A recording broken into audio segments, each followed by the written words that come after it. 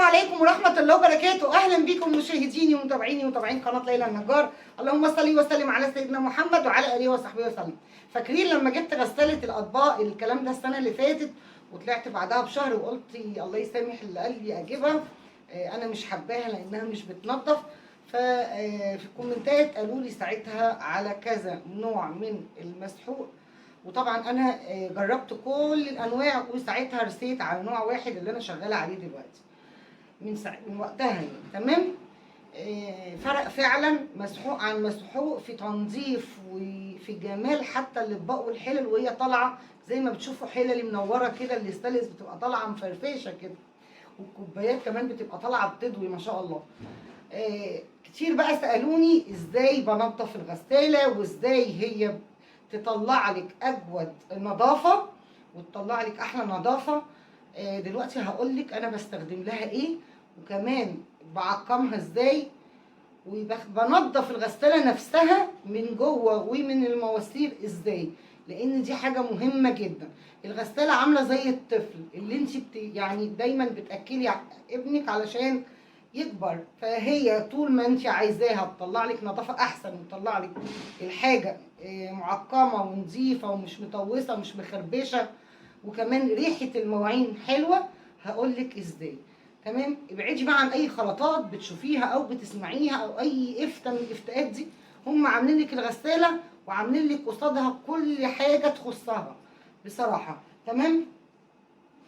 هو المنتج ده انا ما بستخدمش منه الا الملح بس. دي عاملينها لتنظيف الغساله وكمان تنظيف مواسيرها. عايزه اقول لك بتفرق تماما تماما، مهما تقولي بقى مش عارفه مين قال لي خلطه ايه وخلطه ايه وخلطه ايه. الازازه دي قادره انها تخلي الغساله تطلع لك المواعين دي حاجه تانية خالص خالص خالص. بستخدم ايه بقى مسحوق للغساله عندي؟ بستخدم فيري. عايزه اقول لكم انا جربت اللي هو ده الفينش. صعب مع انه اغلى كتير من الفيري، بس ما مش مريحني. فاستخدمت بصراحه الفيري تحفه. كنت الاول بستخدم فيري بلاتينم ممتاز ممتاز ممتاز، طبعا مش بلاقيه خالص. فبضطر اجيب اللي هي الاقراص الفيري دي، حلوه برضو قوي، بتخليكي تستغني ان انت تحطي زيت تحطي حاجه في قلب الغساله. بس طبعا الملح انا ما فضلتش الملح بتاع فيري، يعني ما فضلتوش بصراحه.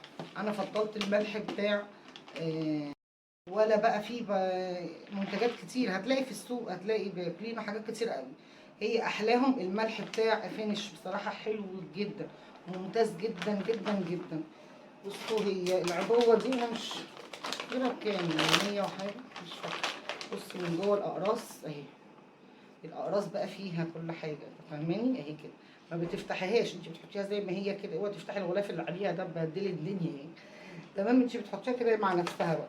تعالي بقى اقول لك انا بعمل ايه. طبعا الغساله بتاعتي هنا سايباها لكم لحد ما بقت في اسوأ حالاتها بصراحه. انا بقالي 3 اسابيع ما غسلناهاش عشان اوريها لكم في اسوأ حالاتها بصراحه. تمام. ادي الغساله اهي، ده كده شكلها. عايزاكم تشوفوا شكلها دلوقتي وعايزاكم تشوفوا شكلها بعد ما هنغسلها مع بعض ونعمل لها دورة غسيل. تمام. انا غسلت 3 اطباق وغسلت نوعها بيكو اهي. حتى يعني لاحظوا الادراج لونها ايه دلوقتي، وبعد الغسيل هتبقى لونها حاجة تانية خالص صراحة. دول عندي هنا كده بيتفتحوا علشان لو عايزة ترصي اطباق هنا او حاجة. تمام. وتحت بحط الحلل واطباق برضو. ميزه البيكو اللي انا جايباها او النوع اللي انا جايباه ده بيتقفل كده وبيتفتح. مش كل الغسالات على فكره، مش كل الغسالات ليها 3 ادراج. في غسالات تانية بيبقى لها باسكت، ودي برضو ليها باسكت، بس انا شايلاه ما بستخدموش. بستخدم دي، بحط هنا السكاكين والشوك والمعالق، وهنا برص الكوبايات والاطباق اللي هي السلاطين الصغيره والحاجات الصغيره. وتحت هنا بقى برص هنا كده الاطباق، وهنا كده بحط الحلل والطاسات والحاجات دي. تمام. تعالوا بس نشيل الباشمهندس ده كده. شال بكل سهوله اهو. بسم الله. كنت الاول كده الزيت الفينش بس اوقات برضو بجيب اللي هو زيت فيبا، مش وحش، حلو جدا برضو. تمام. تعالوا ايه نحط الملح. الغسالة دي طبعا 15 فرد، ليها 5 رشاشات، تمام، متوزعين بين هنا وهنا وهنا. تمام. تمام. ده اول حاجة الفلتر. ده الفلتر ده بتطلعيه انت عايزه تطلعيه بعد كل غسلتين، بعد كل غسله، بعد كل اسبوع، كل شهر، براحتك على حسب بقى استخدامك انت ليها. زي ما قلت لكم انا سايبها لكم بقالي فتره عشان اقدر اوريها لكم باسوأ حالاتها، ونشوف المنتج او الحاجه اللي انا بعملها فيها او طريقه تنظيفي فيها بتبقى شكلها ازاي، عشان السؤال ده انا اتسالته كتير قوي قوي قوي. تمام. الفلتر بيتشال كده بكل سهوله اهو. اهو. تمام. بتفكيه كده وتاخديه على الحنفيه وتغسليه. بصي اهو.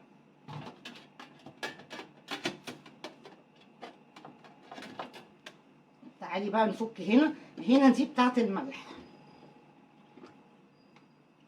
بصي دي بتاعت الملح. سيبيها تصفي الميه اللي فيها دي كلها، وهقول لك هنعمل فيها ايه دلوقتي. تمام كده صفت خلاص الميه اللي فيها اهي. الملح اوعي، يعني دي نصيحه مني من الشركه اللي هي ليكي، اوعي الملح يطلع بره الغساله، يعني يطلع حوالين هنا كده بلاش. الملح بيتحط على طول هنا. تمام. زي ما احنا شايفين كده، ده كده الجزء المكان المخصص للملح. طبعا في كل غسالة هتلاقي معاها القمع بتاعها. القمع بتركبيه كده، بتحطي بقى الملح كده.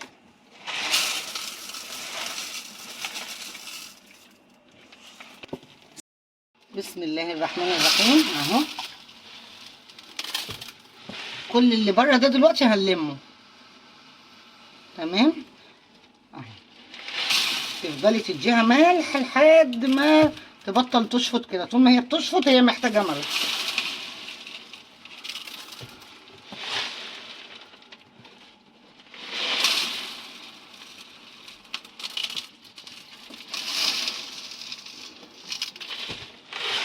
بصي ابتدت تقل ايه، خلاص هي كده مش محتاجه تاني.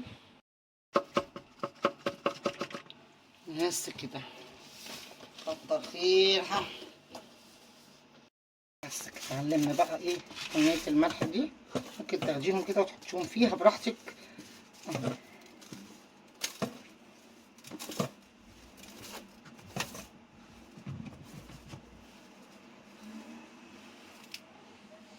بس كده. وهنقفل بقى الجزء بتاع الملح لحد ما تسمعي التكه اللي سمعتيها دي. حتى برضو في الفلتر بصي لازم تسمعي التكه دي. تمام. نحط بقى الدرج بتاعنا.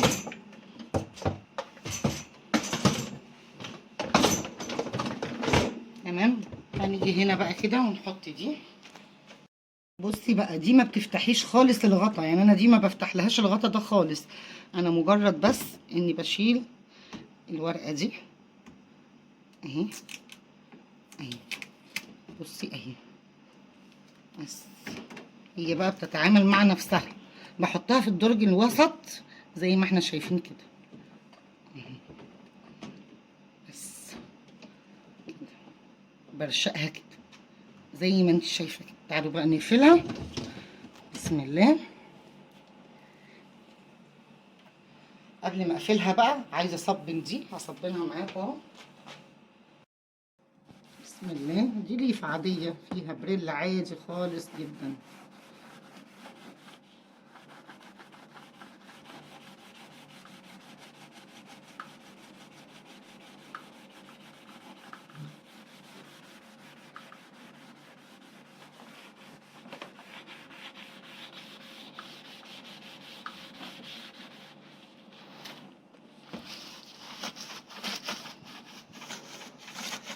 هو الطرف ده بس كده اللي بيبقى قافل من بره.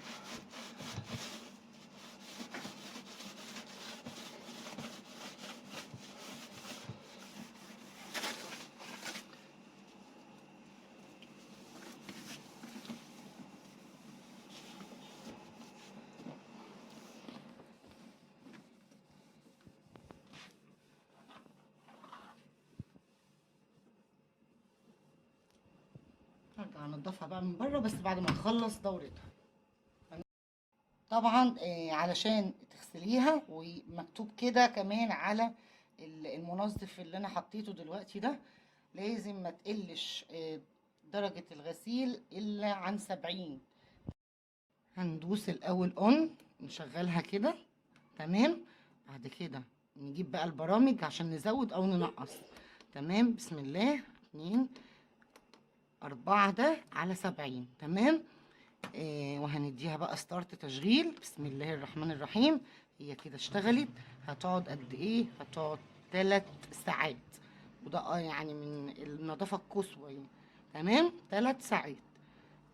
تعالوا بقى نشوفها بعد ما تخلص. هنشوف الغسالة القمر شكلها ايه بعد النظافة القصوى دي. يلا بينا نسمي الله بقى كده حبايب قلبي. بصوا منظر الغسالة بقى شكله عامل ازاي.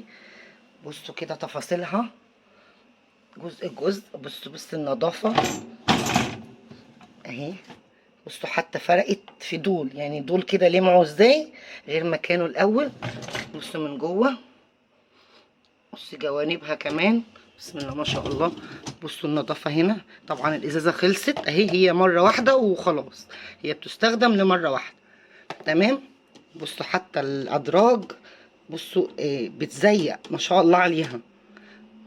بصي ادي منظر الادراج. بصوا الدرج الاخير كمان، بصي كأنها لسه جديدة جاية من المصنع. بصوا بقى من جوه الاستانلس كمان عامل ازاي. بسم الله ما شاء الله عليه اهو. نتفت نتفت يعني مفيش كلام. بصوا اهي.